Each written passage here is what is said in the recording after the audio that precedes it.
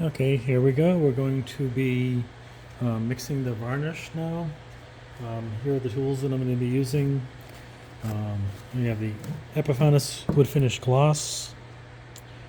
I'm using this because it's designed to really work well on teak. Using the Epiphanis thinner. And yes, I go between Epiphanis and Epiphanes just because I do.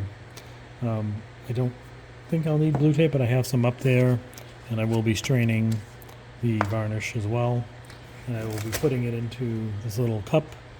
I find it quite useful, and I put the cup inside a box and tape it down to the bottom because I don't want it to spill.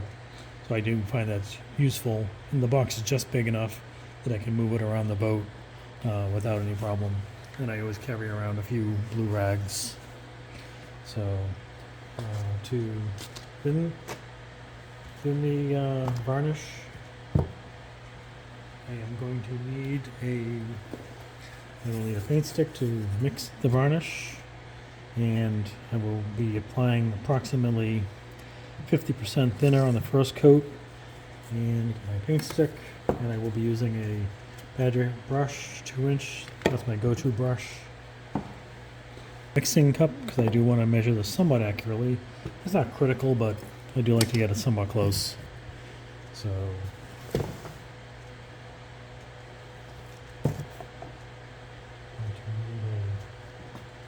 can opener.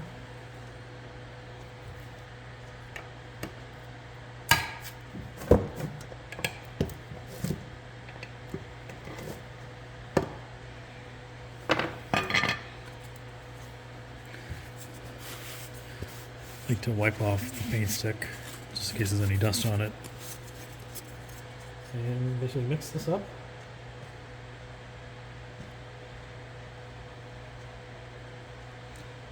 And real exciting watching me stir varnish.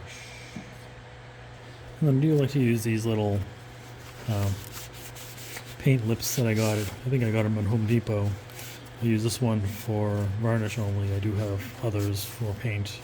So this one is my varnish one. I'm a little anal. I hate having varnish in the groove. So this little tool does help prevent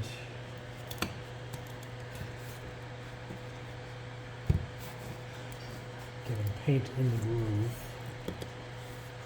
So it'll fit on anything from quart cans to gallon cans.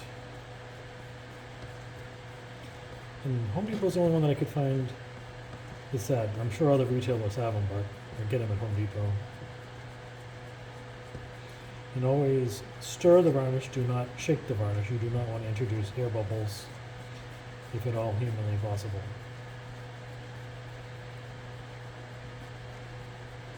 And it's not too bad in here. It's maybe 64 degrees in here. I don't have a thermometer, but I'm going to guess it's about 64 degrees or so.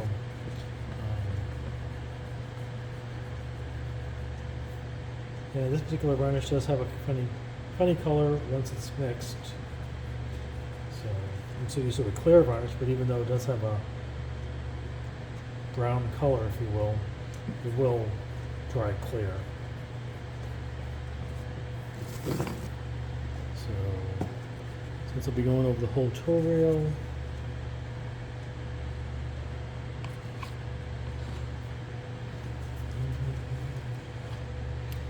and we'll probably mix up a good amount in this.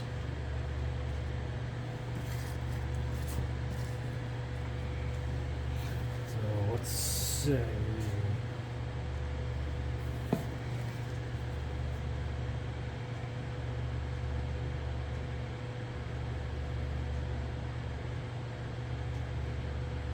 go to the 4 line.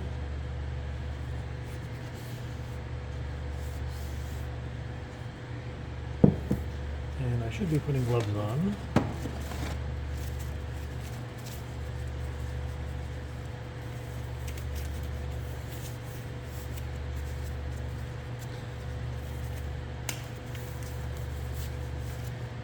And then I want to put the thinner in. And this is what I do with my thinner. I'll make 2 holes, a big hole and then a little hole, just so I don't have a huge amount coming out at once. And the little one at the top is the vent. So put the vent to the top and pour this to the floor mark. Now I know it's 50-50.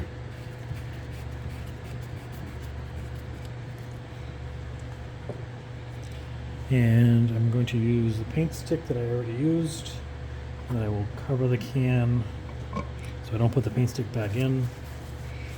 So now I gotta cover that later, but I'm gonna mix the thinner.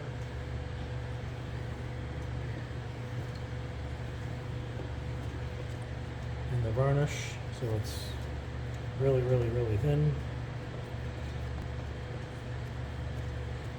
The first coat will be 50-50, and then I'll be doing another coat tomorrow, and I'll add more varnish to this same mix if I have any left. So I want it to be a little thicker, a little stronger with the varnish, and then keep going up for a few more times, keep adding varnish. If not, maybe I'll start a new batch, but we'll see. And then the last few coats will be full strength.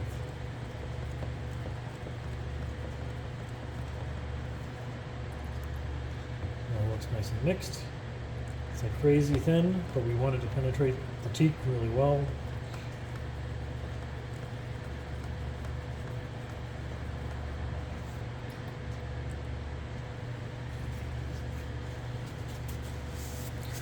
Okay, so that's good.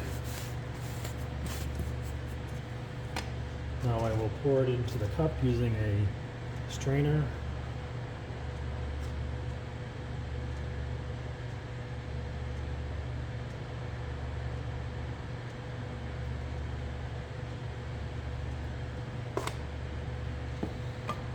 Cover the can. And despite all my hard work, some varnish did get in the groove. So, what are you gonna do? No matter how hard you try. Yeah, I know that there is a tip to put a hole in the groove so the paint or the varnish drips back into the can. I'm not a big fan of that method, but there's still going to be residual paint or varnish in the groove, so you're still going to wipe it down anyway. So clean the lid. This varnish will be like glue, trying to get it off again the next time. So nice and tight.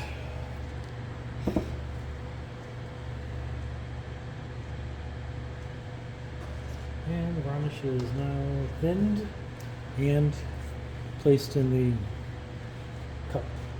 What I do like about that cup, I could use this, is the cup actually has a little magnet in there that you can hang your brush on. So that's very useful. And then I also do like to carry around a small detail brush, because sometimes, like a little painter's brush. So I'll use that sometimes if I need it. So that's all the prep. So let's go up onto the boat and start putting the varnish on.